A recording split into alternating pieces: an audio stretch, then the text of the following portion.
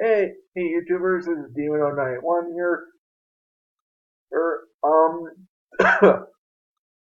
well, as you can see, I finally figured out how to do this webcam and screenshot cam deal, which means I'll be bringing a lot of unique videos in the near future.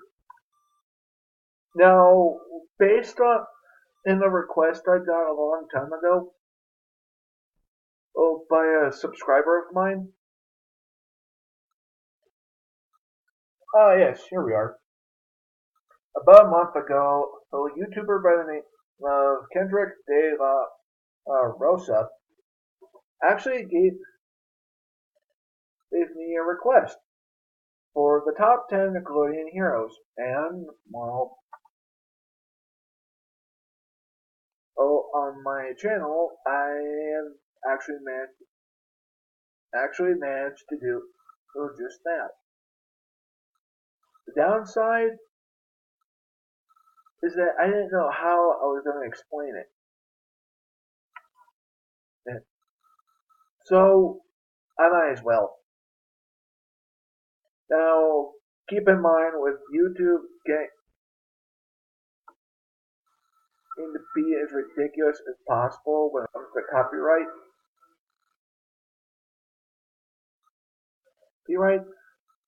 I will not be able to do for this as effectively as I want to. So let's begin with this little explanation. At number 10 are the penguins from Penguins of Madagascar, both the TV series and the movie. Now I know the Penguins is originally DreamWorks, but for the time being, it was a TV series. Now the reason why I put the Penguins at number 10 instead of higher up, because well, they're not really exactly heroes in a way. They're more likely a protagonist slash sort of antagonist in a way. Their biggest dilemma is keeping their whole super intelligent spy a, a persona secret from the zookeepers, while at the same time solving problems around Central Park Zoo. Oh, and in fact, I love the series when it was on Nickelodeon. I thought it was very entertaining. We got to know a lot of backstory about certain characters. Like, somehow, before meeting the other three, even though in the movie he was raised by the other three, Private used to be known as Mr. Tux. That's who was a professional mini golfer. Yeah, somehow the movie and the TV show doesn't quite work. Apparently, this must have been before or the events that took place in Madagascar. Although for some odd reason the lemurs are in the show as well. Whatever. We're on to number 9 before I confuse everyone. Oh, and I should mention also that the Penguins also had a few TV specials, particularly The Return of Dr. Blowhole and that whole musical episode. At number 9, I don't know if you can read it and or not, it's Norbert and Daggett from the Angry Beavers. Now I know what you're all thinking, wait a minute, how are these two considered heroes? Well, provided in certain situations, they come out to be the heroes. Like Daggett at proving that this old crotchety looking woman and was actually a Bayou witch, which was basically immune to Kid Friendly's permastone grin and inducing smile for a short while, I guess. And on top of that, he cured Norbert of his stinky toe. While Norbert is actually been sort of on the protagonist antagonist side, depending on how you want to look at it. The biggest example I can give is when he tells Daggett that if you love yourself, everybody else would love you. Daggett does this to the point where he basically copying Norb to the point where he kind of goes insane, and Norb becomes the new Daggett. It, also, there's the episode where Norbert, or he and Daggett are really brothers. They come across, they fight two other beavers that somehow in reason look a lot like them, but have different personalities. Now, I think the one that looks like Norbert is supposed to be highly intelligent and sophisticated compared to Norb, while his somewhat brother is a blithering, slobbering Igor like idiot. But at the end of the episode, it turns out that the opposites are true. Then again, there was a whole entire episode where Norm kept on annoying Dag by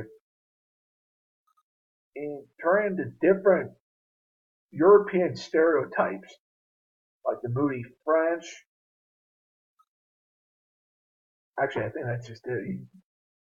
All in all, just turned into a moody French stereotype.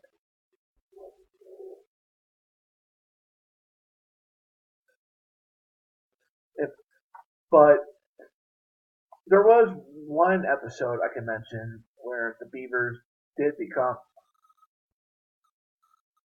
heroes in a way, and that was mostly in the episode "The Day the Earth Turned Stupid," or "The Earth Got Really Screwed Up," the Halloween special, where they visit the house of their favorite horror movie actor Oxnard von Calvo, which I'm guessing is sort of the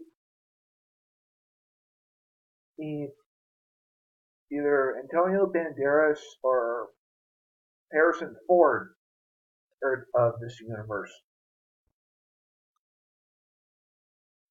Anyway, at number 8, it's a tie between Eliza Thornberry and, well, the Rugrats from Rugrats. Now, let me explain. And then let me move my picture.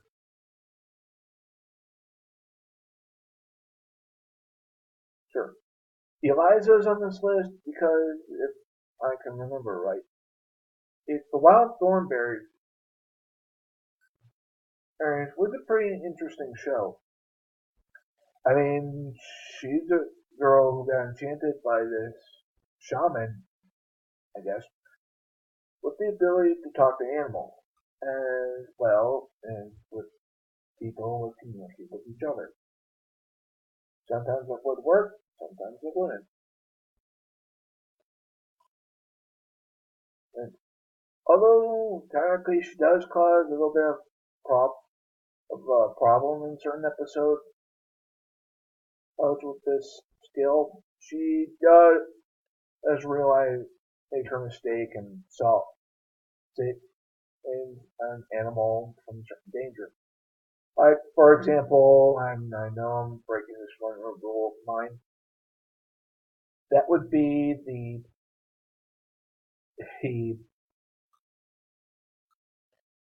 Wild Thornberry's movie. Yes, I have not seen it, and I am grossly sorry. But I have seen the three Rugrats movies, so that should probably balance it out. But now, okay, there's one episode I can mention when she's heroic. Like, she finds a cheetah cub that got separated from its mother, and trying to take care of it while looking for her, the mother cheetah. Apparently, there's this drought, but and no matter what she would try to do, things would keep happening, and the set her back a couple of steps.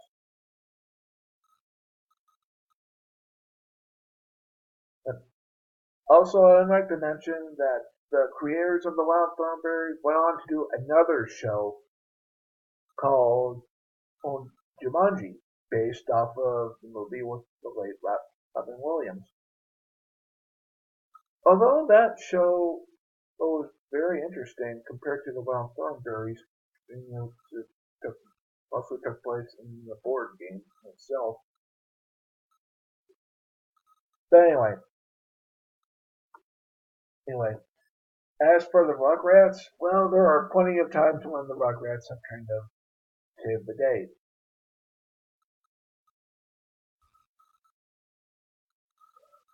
And can be considered protagonists, such as, if I can remember correctly, I'm trying to think, because I know a lot of their accents are typical of infants, so there shouldn't be that much. Oh yeah, I now remember one. The first movie, I guess, would be a pretty good example. Oh, if you haven't seen the movie, I suggest just giving it a watch. That's pretty good, considering it was technically Nickelodeon's first full-length movie. The end, it was the first appearance of Dill Pickles. Oh, oddly enough. Now, I don't know if you should count them as heroes in that movie because technically, if they never left the house, none of that would have happened. Then, technically, Spike's the hero because he saved them from being mauled by a wolf and monkeys.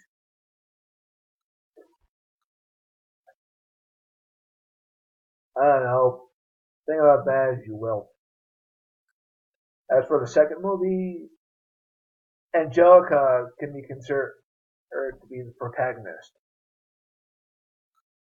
as, as well as Chucky. Now, here's why.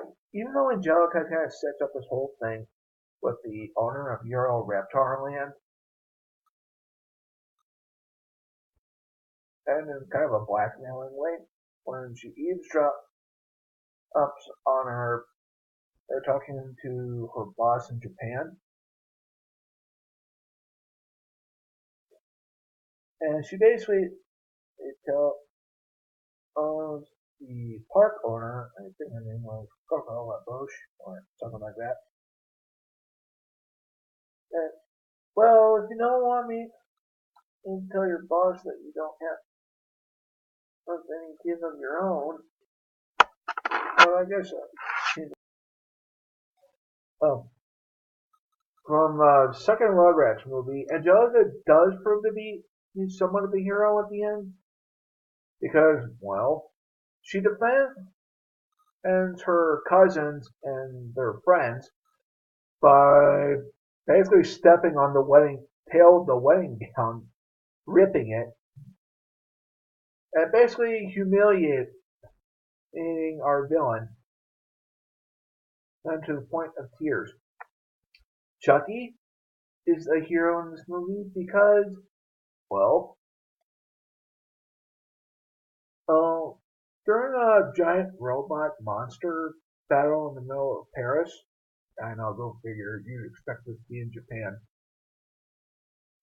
And Chucky actually proves to be very well trained in mecha combat.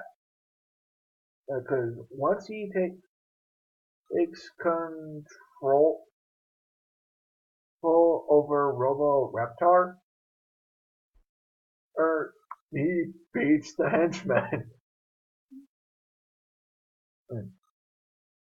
Now, as for the third movie, Eliza and the Rugrats are heroes in their own way, while at the same time, if they were to stay at the base camp, none of the events would have happened.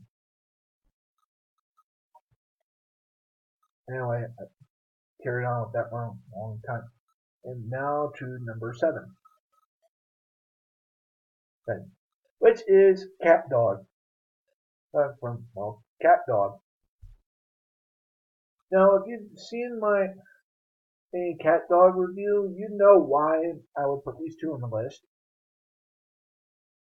Basically, like with Norb and Dag, they're kind of in the same boat, where they can be considered as heroes, while at certain times not as much.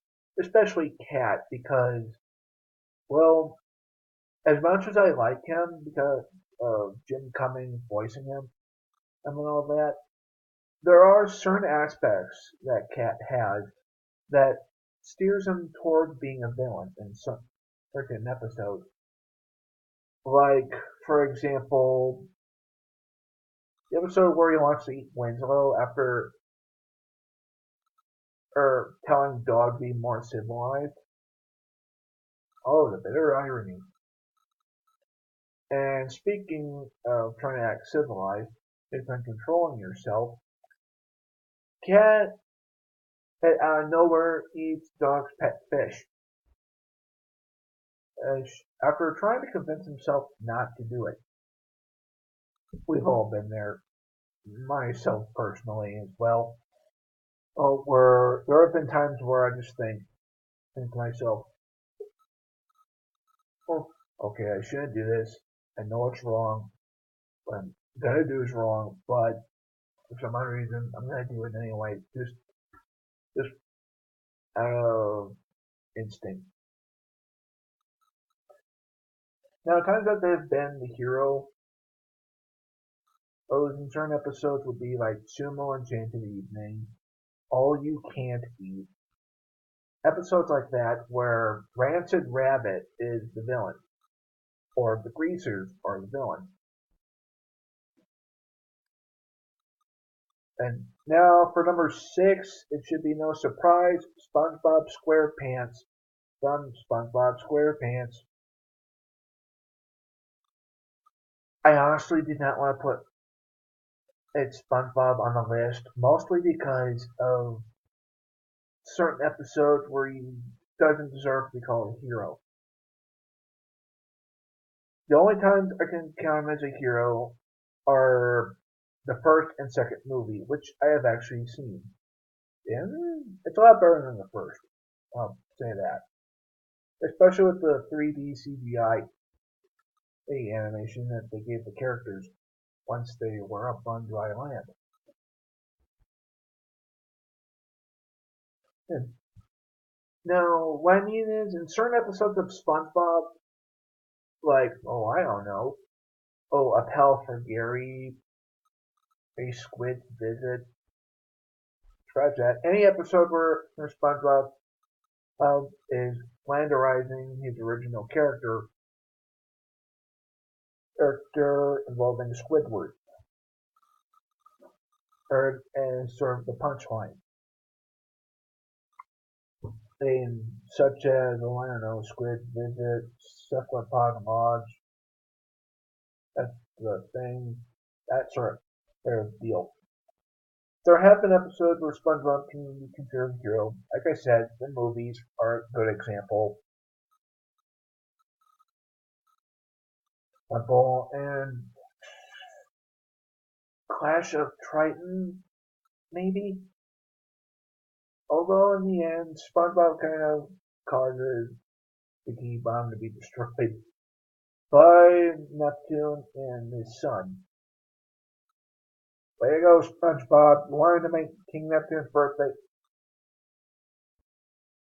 a memorable. Well, nobody's got to forget about this.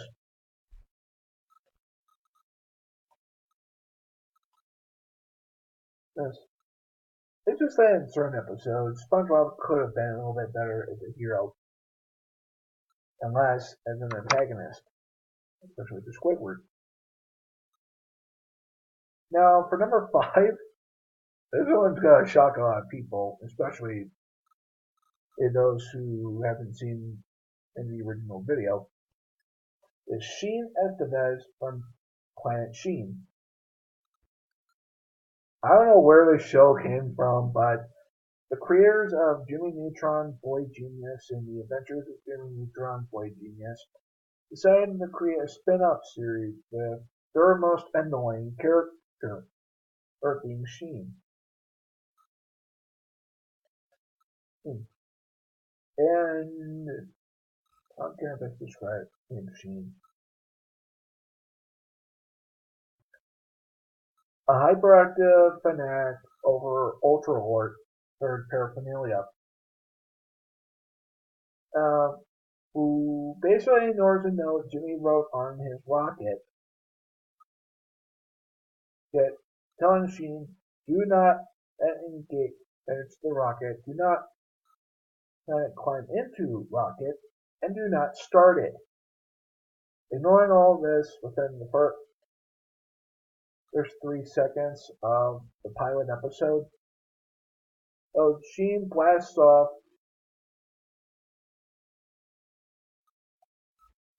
Sheen does prove to be a hero at one point in Jimmy Neutron, well, the Adventures of Jimmy Neutron. And that would be the episode entitled Attack of the Twonkies, where these little birdie alien things are brought back with Jimmy from the comet Twonkus. As it turns out, if you throw puffballs hear music or singing in a way, they become monstrous little gremlins. And if you get a bunch of them together with music going at the same time, they combine to create a giant Twonky. Now, Sheen saves the episode, saves the day in the episode when he shows Jimmy how he managed to keep his Twonky in its state. Because Sheen's singing is so bad, that he is able to put them to sleep. Oh, by the way, if you're wondering what I'm doing, and right now I'm kind of petting one of our cats. That's Miss Bibby.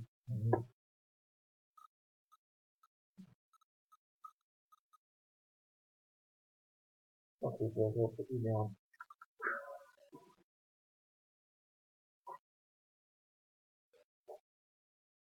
Oh, this cat is so affectionate. Anyway, hey, stop that.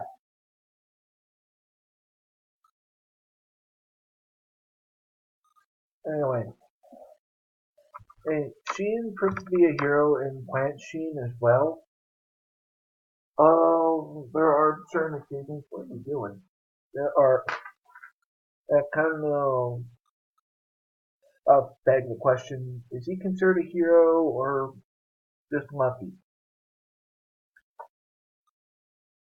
Now, as for number 4, it's Jimmy Neutron from Jimmy Neutron, Boy Genius, and The Adventures of Jimmy Neutron.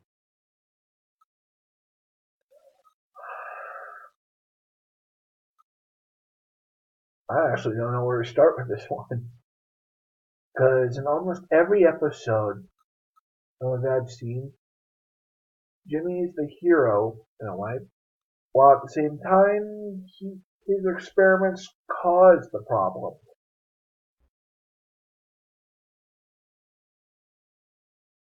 Um, when, for example, the pilot episode, Attack of the Runaway Pants, he creates a nanochip where er, his pants are able to fold themselves. Except something goes wrong, and the chip basically takes control over anyone else's pants.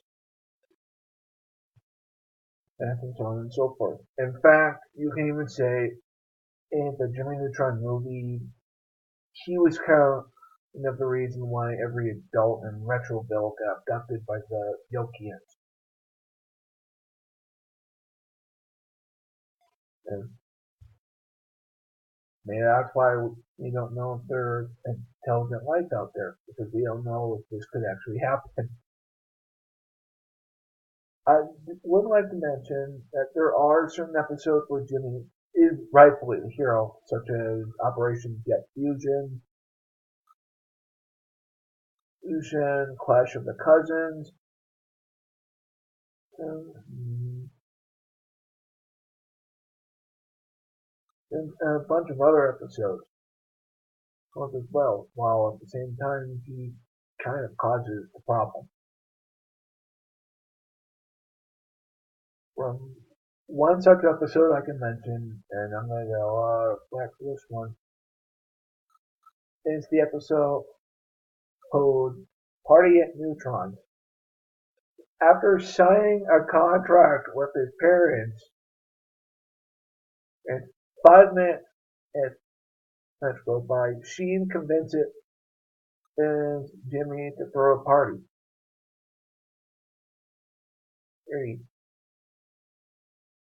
He promises that this girl he likes thinks will be there, or will show up. All in all, there's a success. On the downside, though, he got in trouble after he forgot about the dinosaur Sheen brought back to the party. Don't ask. But there is one episode I will say that Jimmy does deserve to be a hero, and that's Return of the Yokians. And in this half-hour episode, the Yokians return to Earth, claiming that they have come in peace again, and saying that Poltra has betrayed them and gone away, while in actuality Poltra was probably destroyed.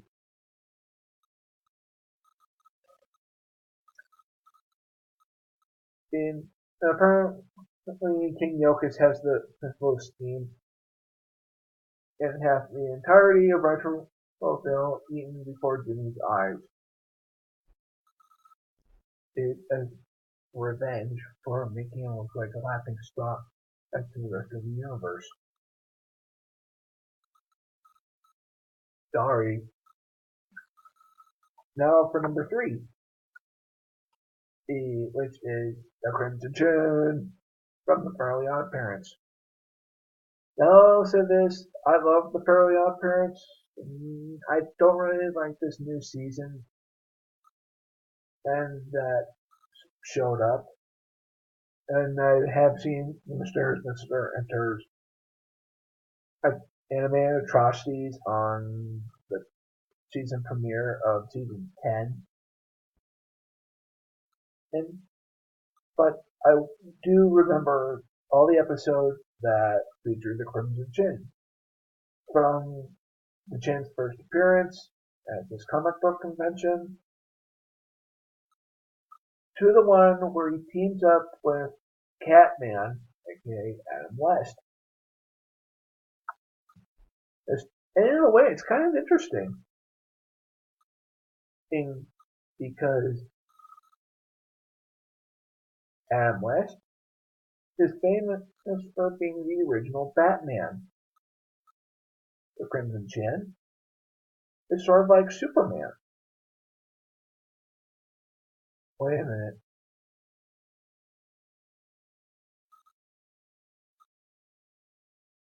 Oh, that is brilliant.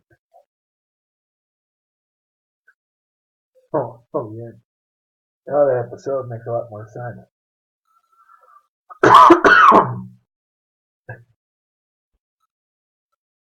Anyway, I especially like the Crimson Chin as a hero because, well, one, he's voiced by a former late night talk show host Jay Leno, which explains why the hero has Leno's most distinguished chin or over exaggerated chin. And I've mentioned him in the top hero sidekick team, and it's along with Collectible Jin Wonder. Okay, maybe not. And especially in like the Crimson Chin villains too, because they all have this sort of bite part theme. Bronze kneecap, brass knuckles, iron lung, golden gut, titanium toenail. Enough said. And at number 2, we have Danny Phantom. Or Danny Fenton, and as you would prefer to call him. Oops. A born completely normal human parent, but became half ghost due to a freak accident. And Danny is given the ability of Ghost Zone, which is this alternate plane of existence. And it's sort of like the afterlife. His powers include light, heat, intangibility, invisibility, the ectoblasts, and the usual gimmick. But after her ultimate enemy, Danny gets the sonic whale, or ghostly whale. Oh. And he has numerous villains in the past, and I swear the next episode is probably going to end up being the top 10 Danny Phantom villains. And now, let's go on to number 1. And because I am a little bit on my time limit. At number 1, it's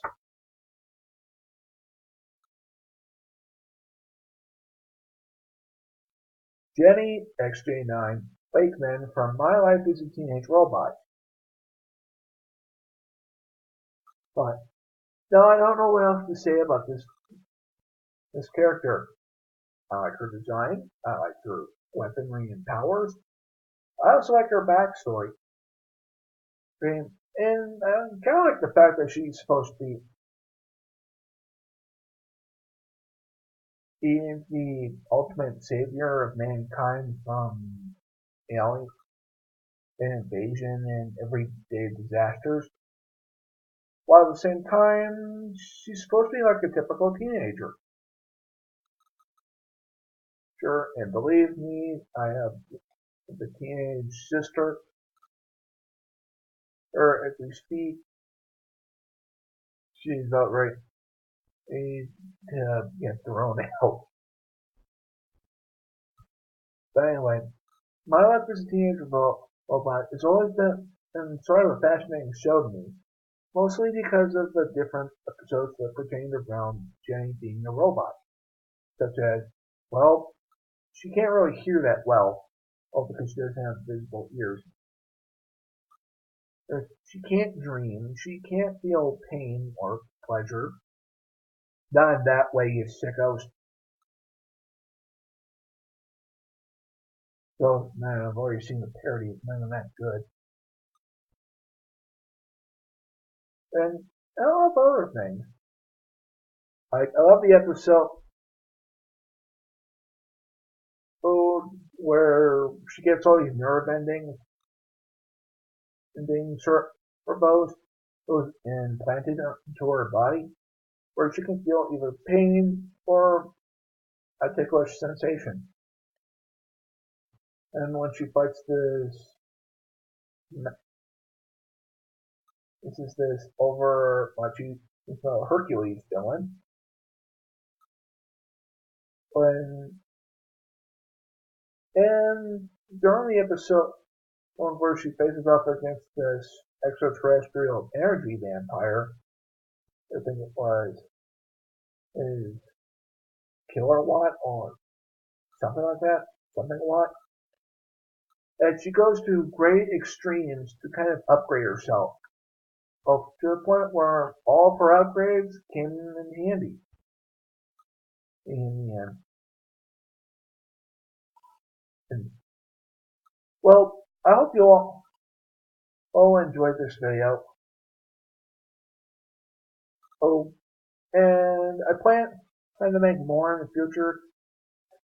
Or as always, subscribe to my channel if you like this video to see more, or to post for questions and comments. And this is Demon Night 1, signing out.